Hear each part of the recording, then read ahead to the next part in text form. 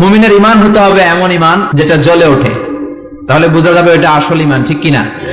যে ঈমান প্রয়োজনে জ্বলে ওঠে না, যে ঈমান সত্য ন্যায়ের কথা বলে না, যে ঈমান প্রয়োজনে জ্বলে ওঠে না, যে ঈমান সত্য ন্যায়ের কথা বলে না, যে ঈমান বাস্তবে নাই, যে ঈমান অন্তরে নাই, মুখে শুধু ফাঁকা বলি, কি করে তারে বলো ঈমানে বলি, কি করে তারে বলো ঈমানে বলি, কি করে তারে বলো ঈমানে বলি, ঠিক কিনা? যে ঈমান ঈমানে ভুলে নাস্তিকতার মঞ্চে ওঠে,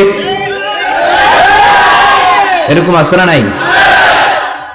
যে ঈমান বাতিল মতের দোসর হয়ে ফায়দা লুটে, যে ঈমান শুধুই কেবল খায় দায় আনন্দ করে, যে ঈমান দেখে না যে আরাকানে ভাইরা মরে, যে ঈমান ময়দানে নাই, যে ঈমান বাস্তবে নাই, মুখে শুধু ফাঁকা বলি, কি করে তারে বলো ঈমানে বলি, কি করে তারে বলো ঈমানে বলি, কি করে তারে বলো ঈমানে বলি, ঠিক না? এজন্য ঈমান হতে হবে পাক্কা ঈমান। ঈমান জ্বলে উঠতে হবে বারুদের মতো, যদি অন্যায় দেখে চিল্লা এখন, ঠিক কিনা? লুকিয়ে লুকিয়ে ঈমান আনলো। ফেরাউনের বউ আসিয়া, অর্থমন্ত্রীর বউ, দুইজন মিলে ফেরাউনের কাছে ঘটনা পৌঁছে গেল, খবর পৌঁছে গেল, ফেরাউন ডেকে পাঠালো। দুধের বাচ্চাকে নিয়ে ফেরাউনের অর্থমন্ত্রীর বউ হাজির। কুখ্যাত সন্ত্রাসী ফেরাউনের নিজের বউ আসিয়াও হাজির। ফেরাউন বলে, এক আল্লাহর উপর কুফরির ঘোষণা দে, আল্লাহকে ভুলে যা, আমার পায়ের সামনে সেজদা দে, আমি মাফ করে দেব। আসিয়ার এক কথা, জীবন যাবে কিন্তু ঈমান যাবে না। ফেরাউনের অর্থমন্ত্রীর স্ত্রীরও এক কথা, যে আল্লাহর কাছে আমরা মাথা নত করেছি, পৃথিবীর কোন শক্তির কাছে ওই মাথা নত হতে পারে না।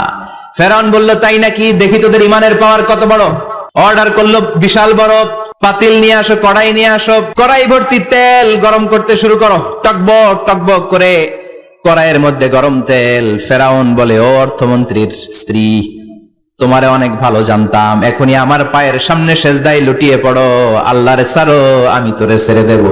অর্থমন্ত্রীর বউ বলে, এত সোজা না। সুবহানাল্লাহ বলে। কি ঈমান? ঈমানের পথে অবিচল থেকে আমার মরণ যেন হয়, তোমারই কাছে মিনতি আমার, তোমারই কাছে মিনতি আমার, মহামহিম দয়াময়, ঈমানের পথে অবিচল থেকে আমার মরণ যেন হয়। পড়েন আমি। এক কথা, আল্লাহর সামনে মাথা নত করেছি, কারো সামনে করব না।